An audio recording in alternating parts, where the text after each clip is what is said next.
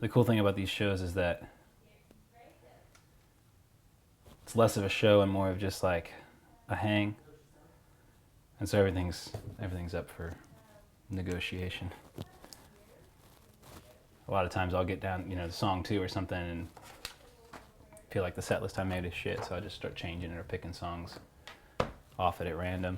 I know I'm going to play these songs in some shape or form tonight, unless I get to feeling like I really hate one of them, which happens sometimes halfway through a set.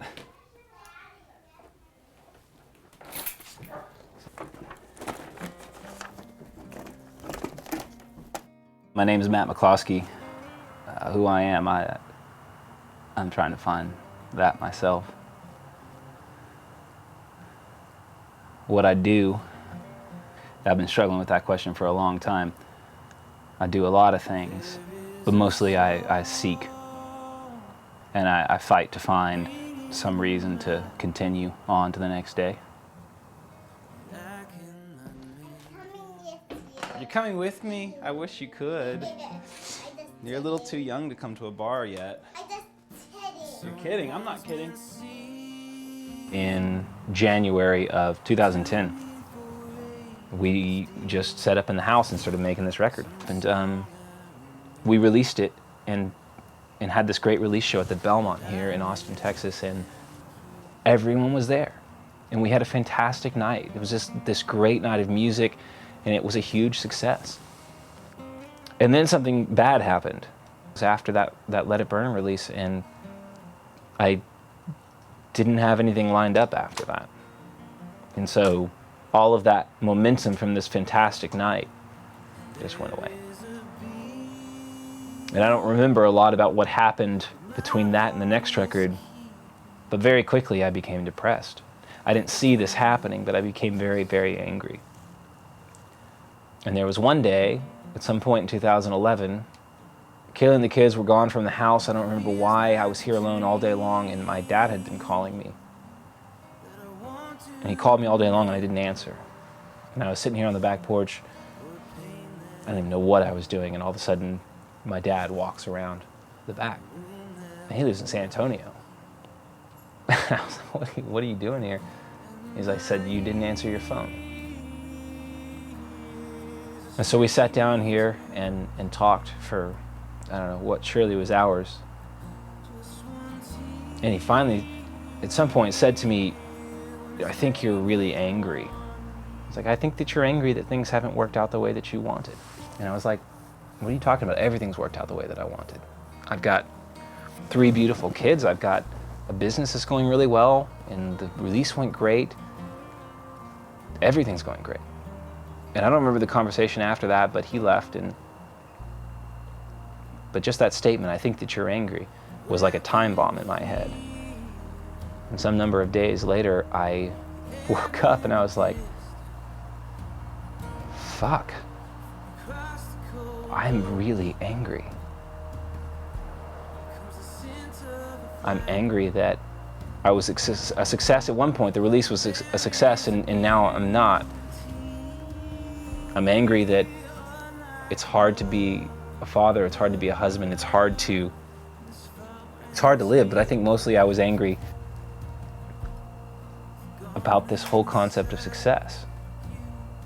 And I think that's when I really realized that the coin had flipped. Before it was about something else, and now it had turned into being about the necessity for success, the necessity for praise. Somehow that started becoming more important. But there was a turning point then when I saw it, and it was sort of like a reset. And then something really wild happened. I found myself in the midst of these phenomenal musicians at this great studio, and what I ended up with was something that I could never have imagined that I would end up with. I ended up with this collection of songs that meant more to me than I ever could have imagined. And then I just froze. I thought, well, I should do a release show for this record because it is such a gift to me, and I feel like I sort of have to now share it with other people, but I just didn't know how to go down that road without quickly falling down that steep slope into the darkness of dealing with the outcome of it. So I didn't do anything. 500 copies of the actual vinyl, and then 300 of the sleeves, and I started. Basically. Awesome, though. Yeah. You were just having it.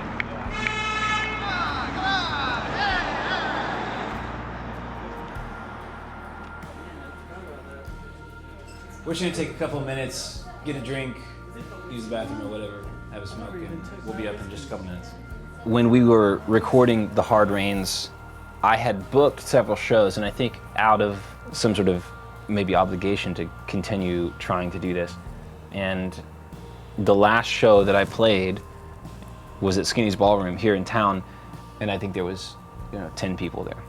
And for whatever reason, it just crushed me. I just thought, this is pointless. Why would I try to do this? Who gives a damn anyways?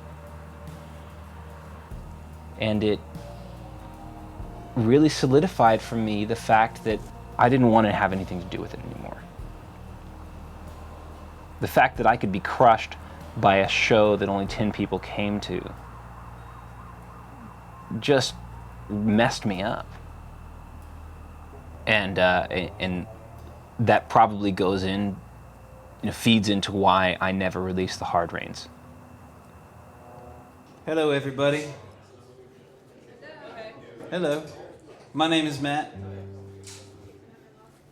Thank you for coming out and being with us tonight.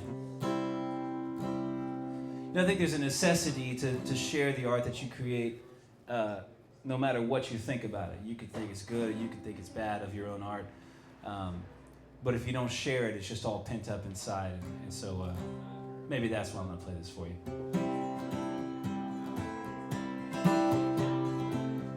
This is literally the third time I've ever played this song, so.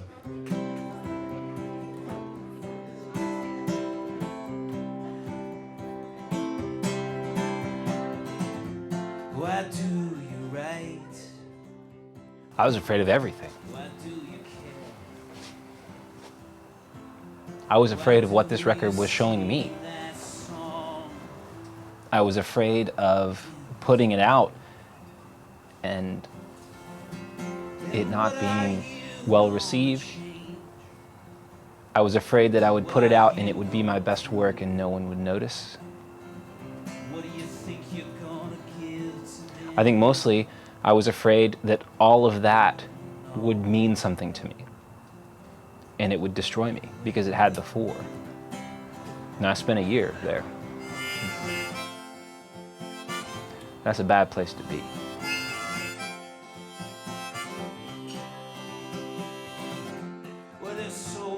I had played a show with my friend David. I'd play guitar for him, and I came home and that old familiar feeling was back. And I sat on my front porch and I put on that record, I think The Hard Rains, and I started listening to it and it just started speaking to me. I had been in a place of death for quite some time. Mental, emotional, spiritual death. I could just see everything fading away. And then a light shone in, at the end of that night. And somebody was saying to me, music is going to save your life. If you ignore this, you continue to ignore this, everything's going to continue fading away. And you're going to end up this shell of a person that you always hated, never wanted to be. And so I decided pretty much immediately that it was time. It's time to put this record out. It's time to be done sitting. It's time to be done feeling guilty. It's time to be done being afraid. Sometimes you have to dive back in before the fear is gone. So the residency is over. It's been 4 weeks here at the dive bar and it's been great. I feel alive because of it. So what's next? I have a show next month, over a month from now, or maybe exactly a month from now at the Cactus Cafe here in town, releasing my EP that I did over a year ago. I'm really excited about that, and I'm honestly really sad that I have nothing between now and then, because this being great for me is sort of like a hit of something that I don't know if I can go a month without.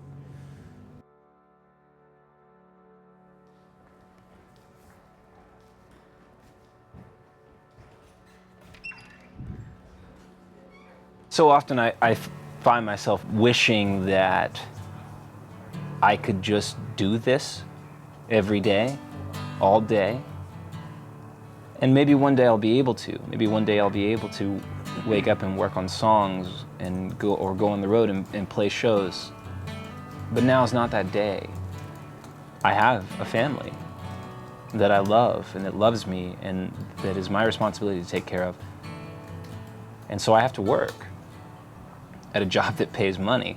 And this one, sadly, doesn't pay much. I wonder what would happen if I just made a major, drastic life change.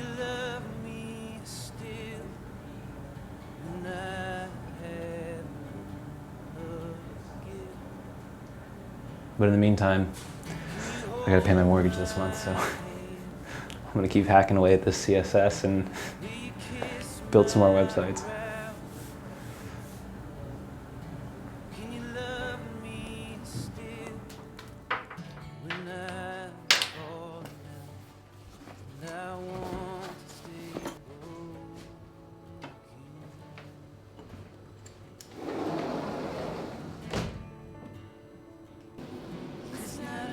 See you later. Peace. 9 in the morning? Okay.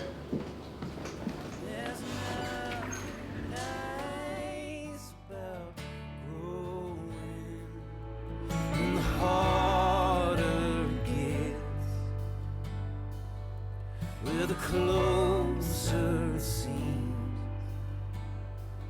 will you stay with me till my dying day?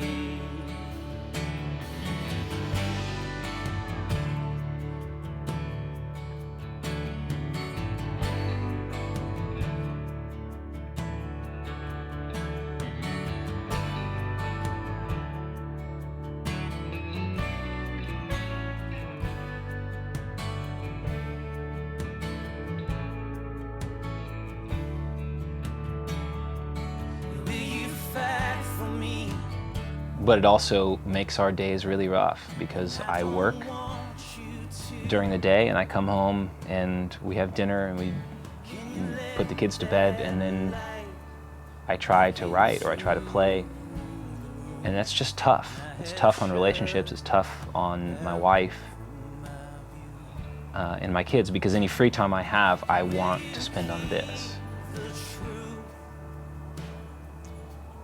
And it just doesn't feel like a normal life. It's not a normal life. We choose to do this thing. It's taxing. It's taxing on our relationships. Have you brushed yet, Stella? Did you brush yet?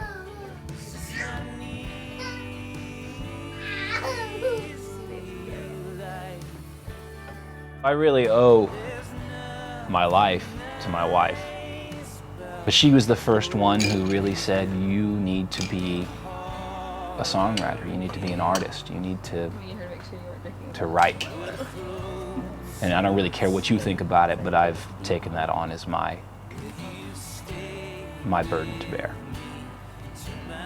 That was a really heavy thing to hear, because it resonated with me.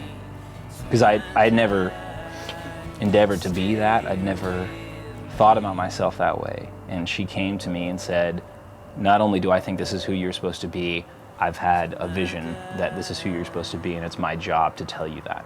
I think that's where all of this really started. Till my dying day.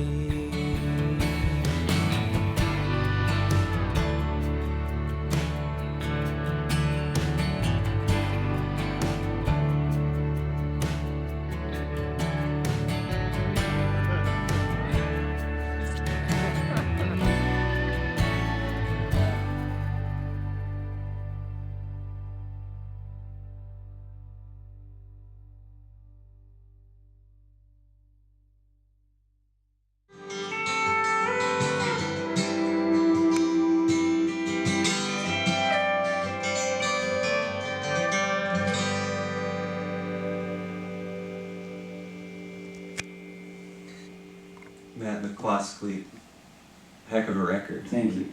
Really enjoy it here up at KUT. And again, you can catch McCloskey down at the Cactus Cafe this Wednesday night, and he'll be celebrating the release of his new EP titled The Hard Rains. Thank you so much, guys, for coming into Studio 1A.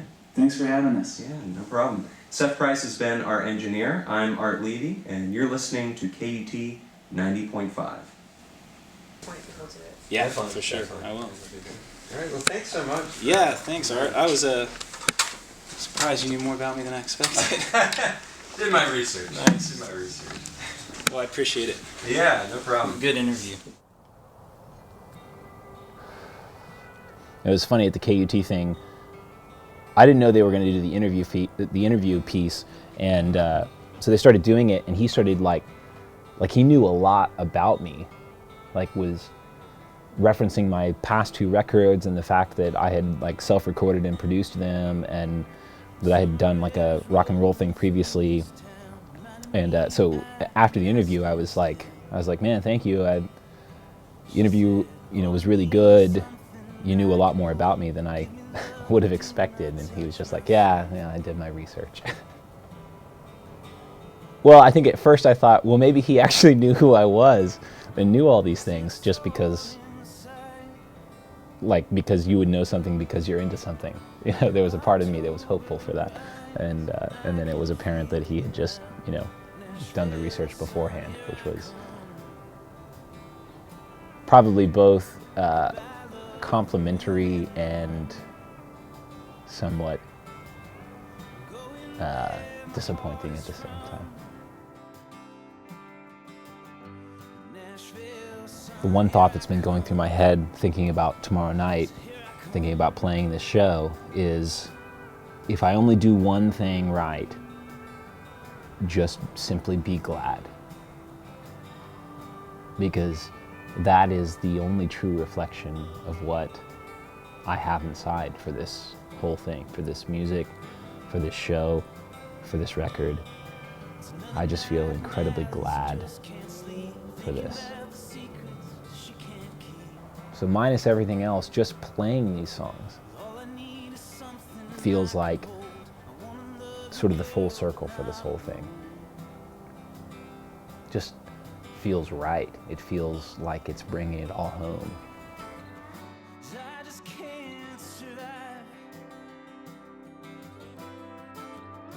Man, this whole thing's been about taking risks. And I sat on this thing for a year because I didn't want to take a risk.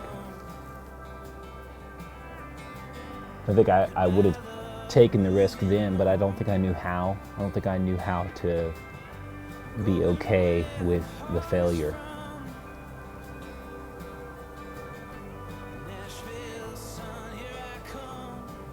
I don't know if I'm okay with it now, but I'm okay with not being okay with it. I'm okay with it. I'm looking forward to it. Whatever tomorrow may bring it on.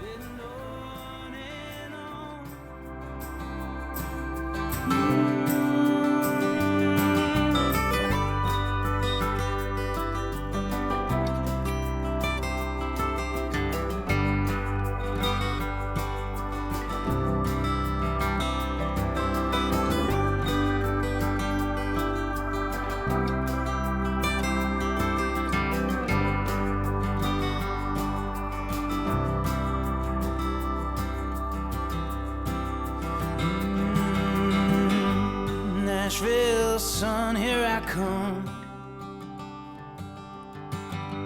Goodbye, love, I'm moving on. If it's a complete train wreck, we'll go get drunk.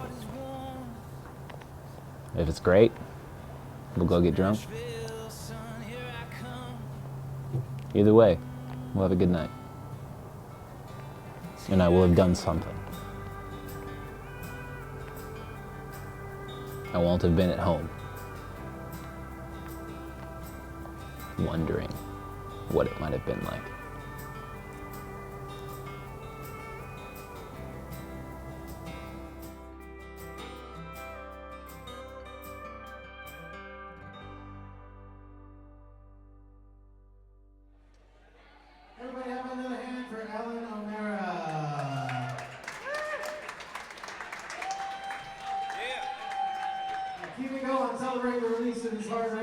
Please welcome to the Cactus stage, Matt McCloskey.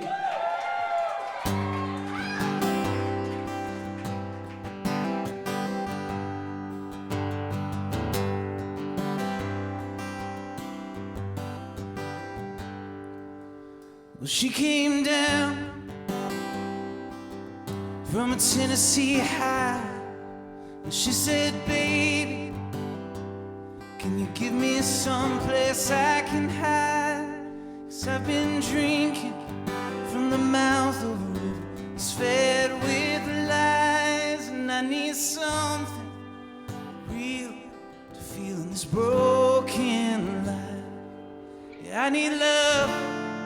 Oh, I need love.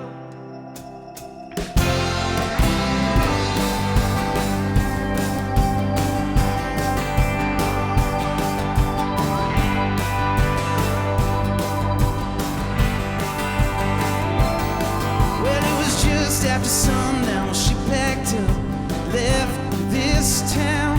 Just 4 more hours till her 18th, and she said, boy, I just can't wait around, 'cause I feel something good coming down that old Mississippi line, and I need to feel something real, and I think that's what I'm gonna find. I'm getting love.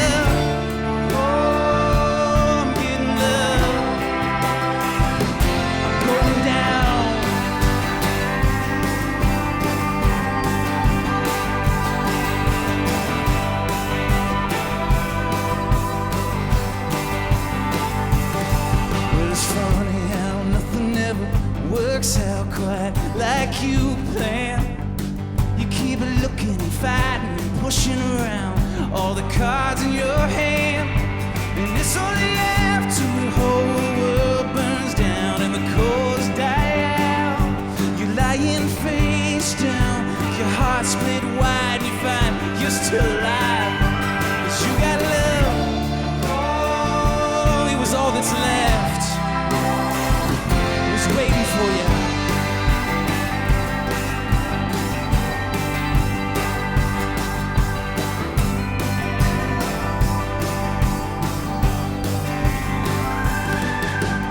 Baby, I'll fight for you, and I'll wait here till your love shines through, till your lights go out, the world burns down, heart is blue. I'll take you down to the river, I'll fill your soul, you got nothing left. I'll give you love.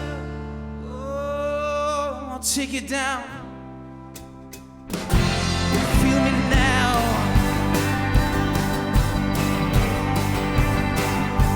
You feel me now.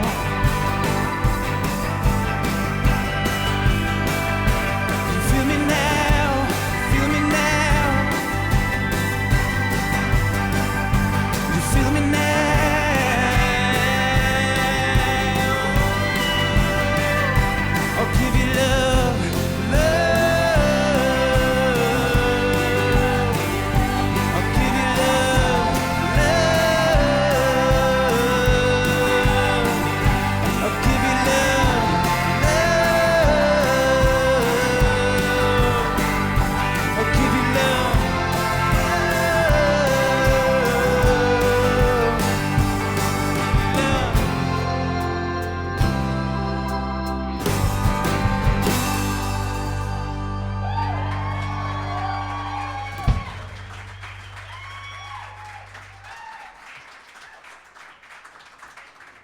Yo, thank you so much for being here with me tonight. I'm just so excited to be playing music here and to be with you and to be releasing this EP called The Hard Rains. I think there's an element of our lives that we all kind of want to eject from sometimes. And sometimes it's irresponsible, so we don't, and sometimes we're just afraid, so we don't. And this is just a song about the possibility.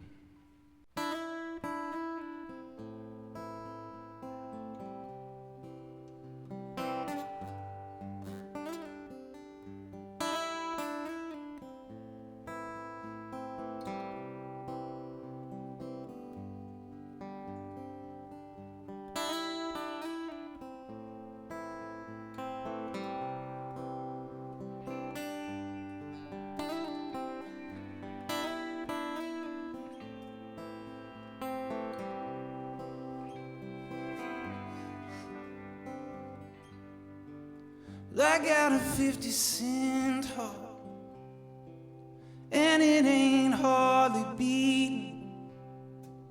It's been holding on so long, thank God I'm alive. And I ain't hardly feeling, not even hoping or bleeding. I just sleep and wake and sleep and wake, oh God.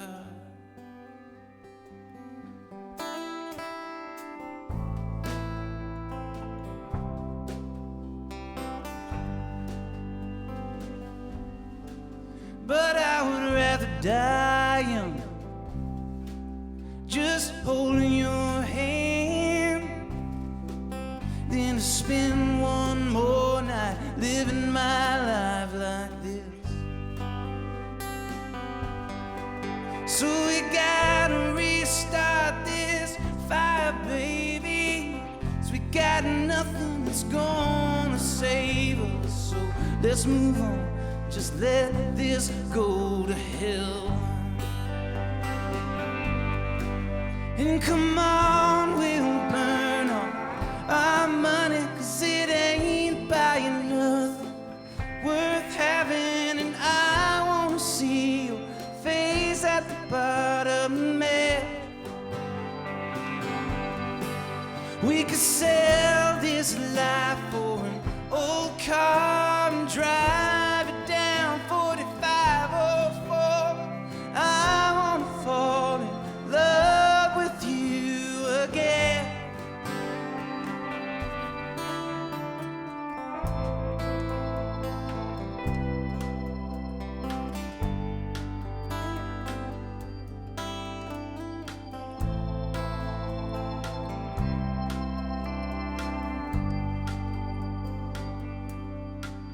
Well, there's a man I wanna be. There's a name I got that I don't know yet. There's a world out there that ain't been conquered yet. But we've been spending so much goddamn time fighting fires away from the house that we built around our hearts. Come on, let's just watch them burn. And come on, we'll burn all our money, 'cause it ain't buying nothing worth having. And I wanna see your face at the bottom end. We could sell this life for an old car and drive it down 4504. I wanna fall in love with you again. Oh yeah. Oh yeah.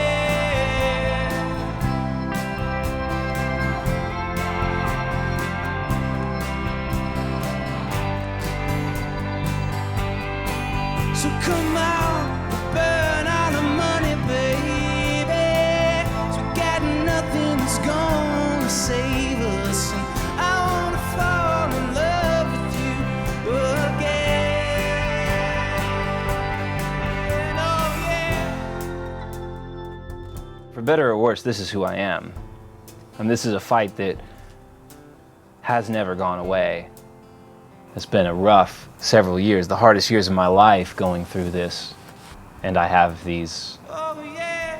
songs to show for it, to go back and remind me of what I've been through, and to give to my kids so they'll know what I've gone through and what I'm about. I want my son to see that there's something worth fighting for, something worth living for, something worth bleeding for. So is it worth it? Absolutely. It's worth everything in my life. It is my life. And I want to fight for that life.